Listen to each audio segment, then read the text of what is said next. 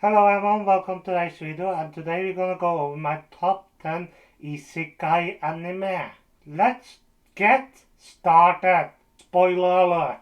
Number 10 is Konosuba. Now, it's a while since I last saw it, but the thing that really makes this great for me is that it's one of the funniest isekai you can find. I really like the story, I like the characters, I laugh every time I see it. Protagonists are also great, and I really like the character Aqua. She is funny, even though she's a person you don't usually want to be that much around when she's that incompetent and she has that selfish nature. But then again, in a way you can't help but to love her. Number 9 is reincarnated as a demon lord. Again, typical isekai. The story is mostly why it's higher than the previous one. I like the concept, I like the character Diablo. I really think that he is funny, but he's also a good action protagonist when he needs to be a fighter. I like his companion, that they were the one that ended up getting enslaved when they tried to enslave him. That's some karma level bullshit there.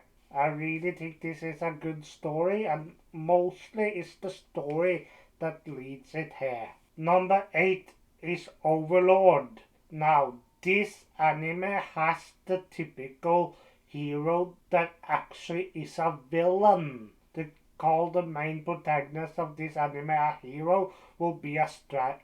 He is a villain. He is committed countless sins.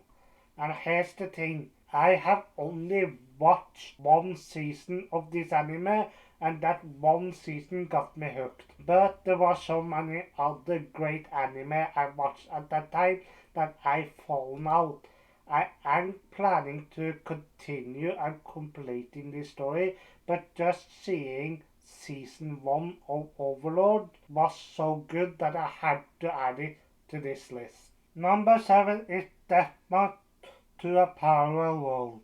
This anime is the typical anime cliché story, but I don't care. I think the story really works here, and one of the things that really sells for me is the main protagonist and how good of a person he is. He is almost pure good, and even though I don't really have the biggest fan of those type of characters, here it really works. He do buy a few slaves, but he doesn't treat them as slaves.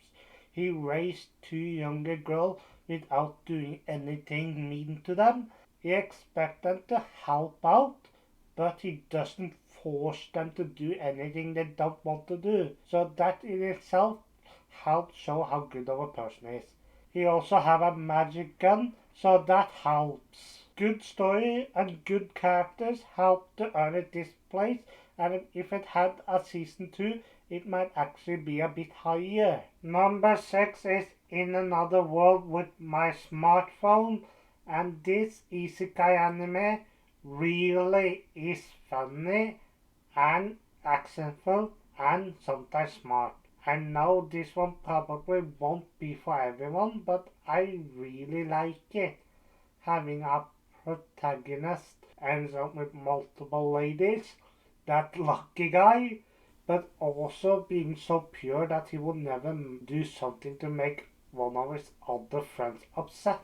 He's the type of guy that if you're friends with him, he will go to heaven and hell for you. Almost completely pure good, except when he's planning something against his enemy. Then he gets a little bit nasty. But except that, every character has a good heart. Almost everyone he befriends is someone that already had a good heart. When they go on adventure, they really work well together. He's loved by kings and queens, by multiple nobles, and the other characters work so well too. Each of them have a good personality that help make the story better, either help progress the story. Everyone helps make the story better, and the story itself was already decent. It started out like the typical isekai, and then it just evolved. Great characters, good story, action. Number 5 is Sword Art Online. Now, if you like video games and you like anime, then this is the anime for you. Because here a main protagonist in the first Sword Art Online gets trapped in a virtual reality video game. And that actually sounds quite cool. And I like how, even though it sounds so cool, it's not that great when you think about it. The story is so well structured here that I can say it's one of the best stories in anime. Each of the characters works in their own way. Kirito is an excellent main protagonist, and his girlfriend really is a lovable person. He has some comedic characters as well, which I really like. But where this really shines beside its story, it's its action. In this anime, you see great action that only getting better and better as the anime goes on. And that eventually our main protagonist go from Sword Art Online to another game, Gun Online or something. I forgot exactly what they call it, Gun Art or something. But he's still an excellent character even there. He knows his way around a video game, even if it's virtual reality. So yeah, this anime, one of the best. Coming up as number 4 is Jobless Reincarnation.